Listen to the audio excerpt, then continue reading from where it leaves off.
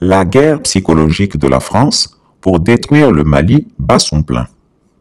Que personne ne se laisse duper par la grande offensive des services secrets français qui ont envahi les réseaux sociaux ces derniers jours avec pour mission de déstabiliser les régimes militaires du Mali, du Niger et du Burkina Faso. L'objectif est d'amener les citoyens africains, quelque peu naïfs ou hésitants, à croire que la situation sécuritaire se dégrade et que ces pays se désintègrent carrément. En effet, plusieurs trolls français ont pour unique mission d'affirmer que depuis le départ des troupes françaises, les terroristes sont en train de gagner la guerre au Sahel. Aujourd'hui, ce sont les ministres français qui communiquent à la place des cellules de communication des terroristes. Il suffit de lire la récente interview du ministre français de la Défense, Sébastien Lecornu, publiée le 23 septembre 2023 par le journal Le Monde sur la situation au Mali, pour se rendre compte à quel point la désinformation fonctionne à plein régime. Dans la dite interview, il dit ceci. La situation au Mali est extrêmement préoccupante. Les groupes terroristes armés ont gagné du terrain et représentent une menace majeure pour la sécurité du pays. Si le Mali ne prend pas des mesures urgentes, il risque de s'effondrer. Nous ne pouvons pas rester dans un pays qui ne remplit pas ses engagements en matière de gouvernance et de défense. Nous sommes prêts à revenir au Mali si le pays remplit ses engagements. Cela signifie notamment que le gouvernement malien doit respecter l'état de droit, organiser des élections libres et transparentes et lutter efficacement contre les groupes terroristes. Fin de citation.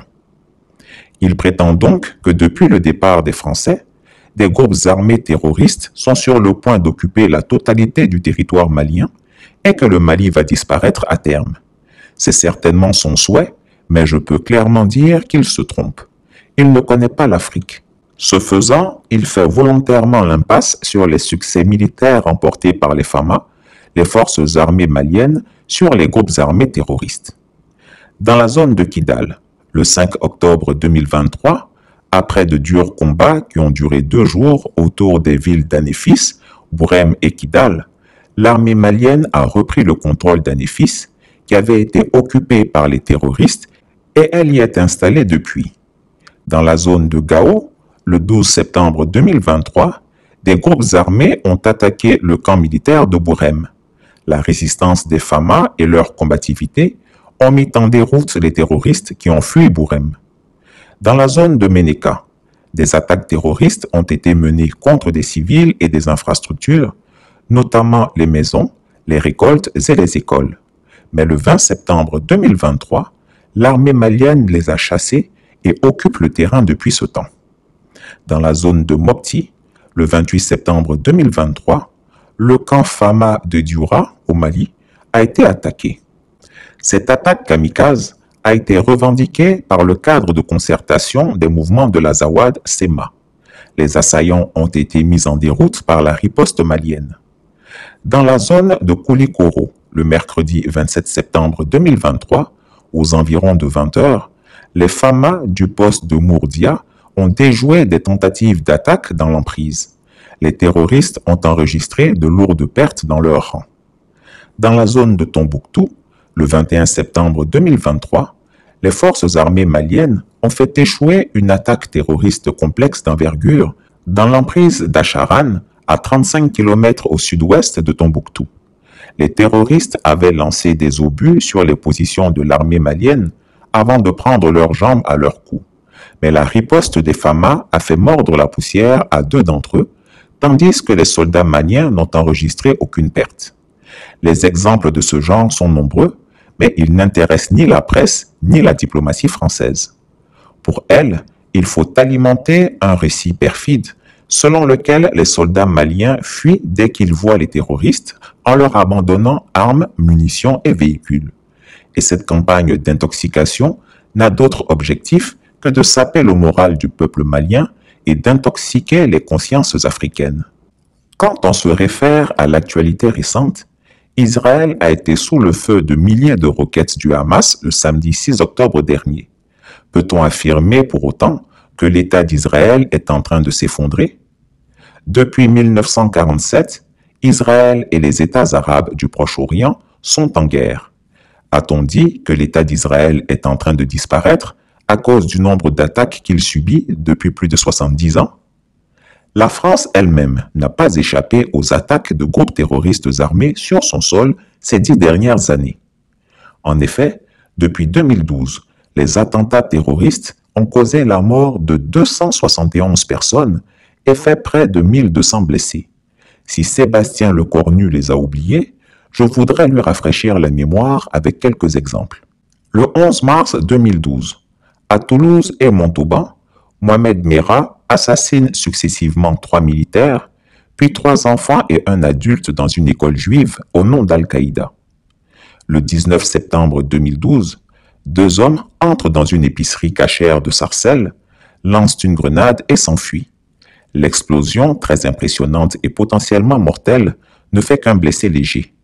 L'enquête s'oriente vers un groupe islamiste surnommé la cellule Khan Torsi.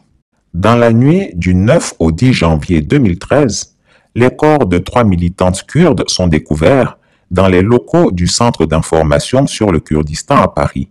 Elles ont été tuées de plusieurs balles dans la tête.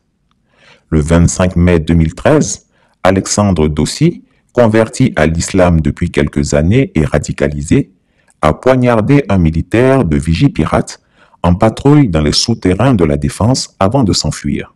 Le 20 décembre 2014, Bertrand Nzoa Bonayo blesse 3 policiers au commissariat de Joué-les-Tours avec un couteau. Le 7 janvier 2015, attaque contre les locaux du magazine Charlie Hebdo à Paris, faisant 12 morts. L'attaque a été perpétrée par les frères Saïd et Chérif Kouachi, affiliés à Al-Qaïda dans la péninsule arabique. 9 janvier 2015, 4 personnes ont été tuées lors d'une attaque dans une épicerie à Paris. Amédi Koulibaly, affilié à l'État islamique d'Irak et du Levant, a revendiqué l'attaque. Le 3 février 2015, Moussa Koulibaly attaque au couteau 3 militaires de l'opération Sentinelle en faction devant le consistoire israélite de Nice. 13 novembre 2015, attentat coordonné à Paris et dans ses environs, notamment au Bataclan, faisant 129 morts et plus de 400 blessés. L'État islamique a revendiqué les attaques. 14 juillet 2016, un camion a été lancé dans une foule célébrant la fête nationale à Nice, faisant au moins 86 morts et plus de 400 blessés. L'attaquant, Mohamed Laouej Boulel, avait revendiqué son affiliation à l'État islamique. Le 26 juillet 2016, à l'heure de la messe, Adel Kermiche et Abdel Malik Petitjean, qui ont prêté allégeance à l'État islamique, s'introduisent dans l'église de Saint-Étienne du Rouvray et égorgent le prêtre Jacques Hamel.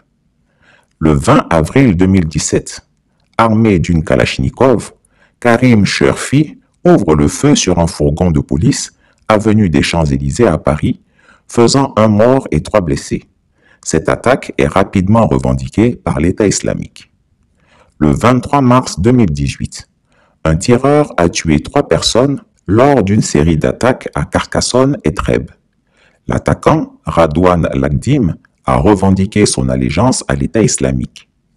Le 11 décembre 2018, Chérif Echektat tire sur des passants au marché de Noël de Strasbourg, faisant 5 morts et 11 blessés. 3 octobre 2019, un employé de police a poignardé et tué 4 de ses collègues au siège de la police de Paris. L'attaquant, Michael Harpon, s'était radicalisé et était en contact avec des individus liés à l'islam radical. Le 29 octobre 2020, Brahim Aouissaoui tue 3 personnes dans une attaque au couteau à la basilique Notre-Dame de Nice.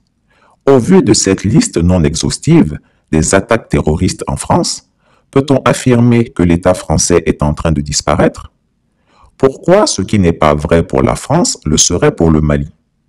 Le Mali, le Burkina Faso et le Niger subissent les assauts de groupes terroristes, c'est vrai, mais ils y font face avec vaillance et détermination. Ces attaques de groupes armés ne signifient pas que ces États sont défaillants. Si c'est le cas, On pourrait alors dire que la France est le prototype même de l'État défaillant. Souvenons-nous, ce pays a été amené, à de multiples reprises, à subir les assauts de groupes terroristes armés. Voici une liste de groupes terroristes français et non français qui ont opéré pendant des années en France, faisant des milliers de morts. Action directe. Groupe terroriste d'extrême gauche actif en France de 1979 à 1987. Ils ont mené 80 attaques, notamment contre des cibles gouvernementales, des entreprises et des personnalités politiques. Armée révolutionnaire bretonne. Organisation indépendantiste bretonne, active dans les années 1970 et 1980. Ils ont mené des attaques armées contre des symboles de l'État français et des entreprises. Front de libération nationale corse.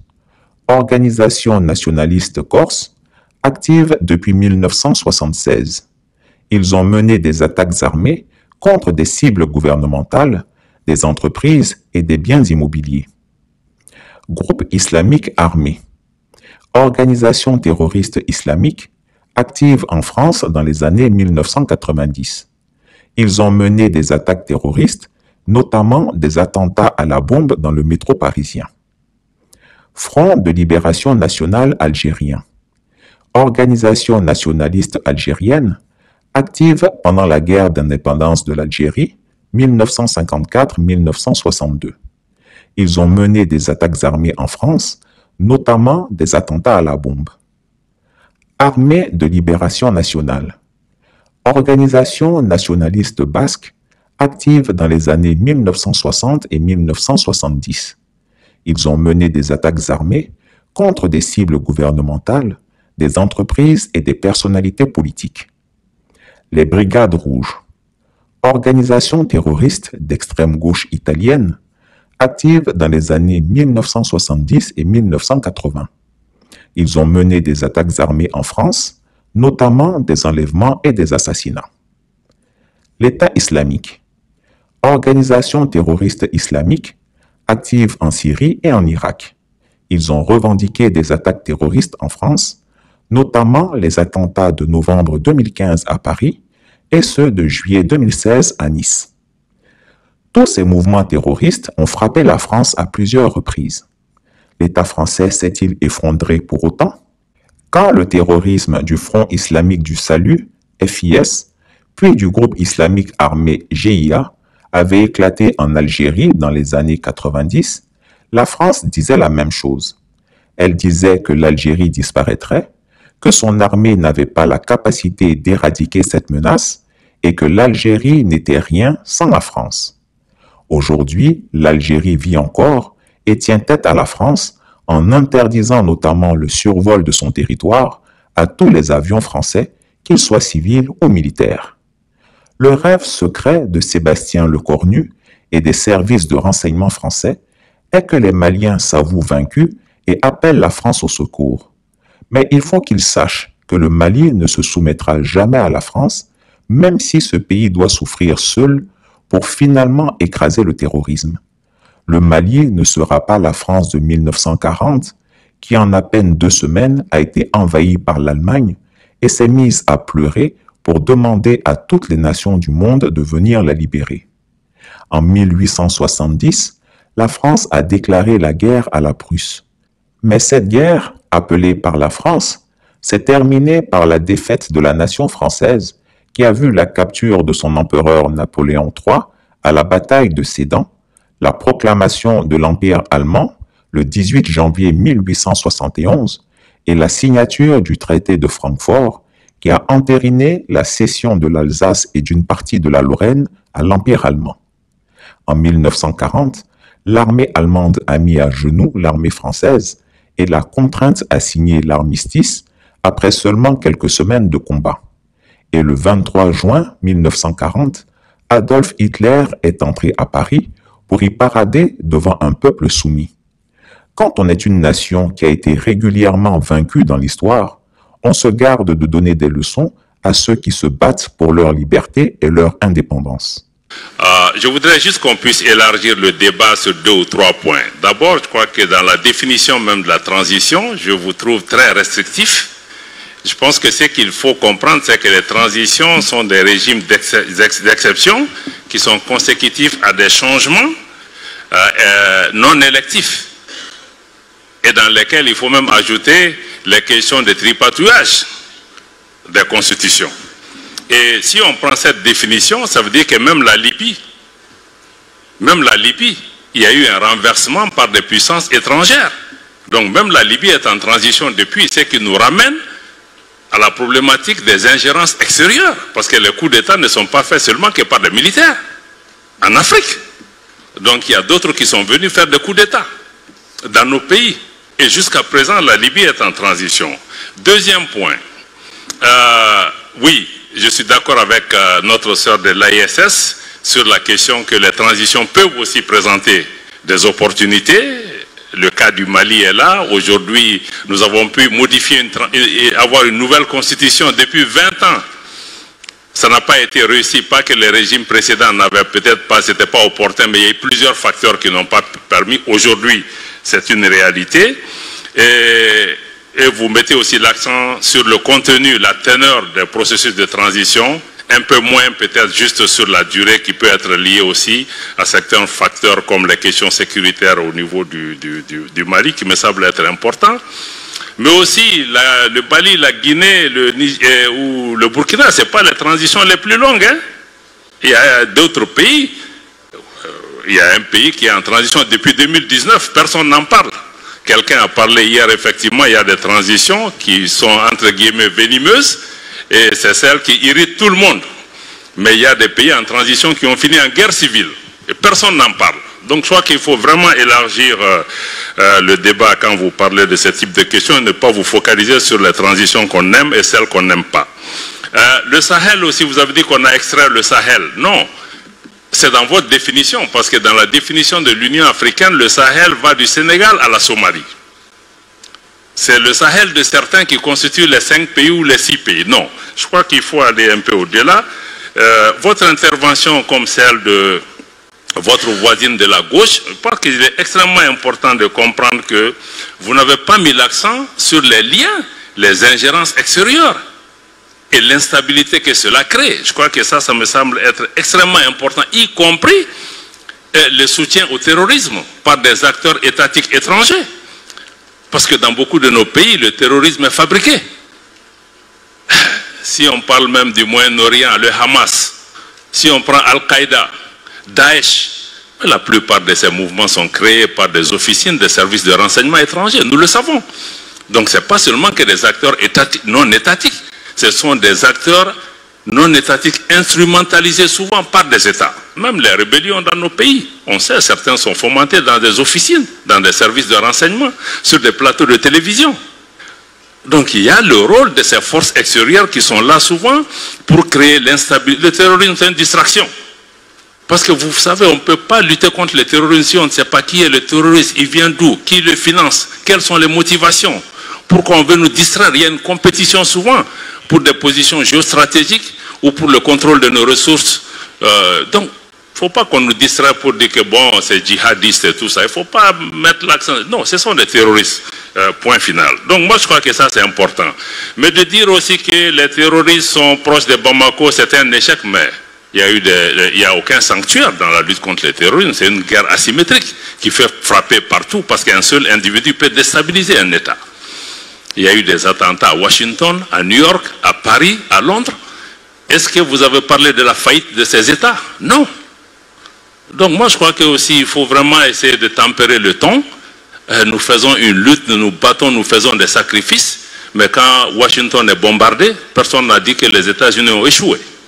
Merci. Chris Yapi ne ment pas. Retrouvez Chris Yapi sur ses 2 chaînes YouTube, sa chaîne Dailymotion, Instagram et VK.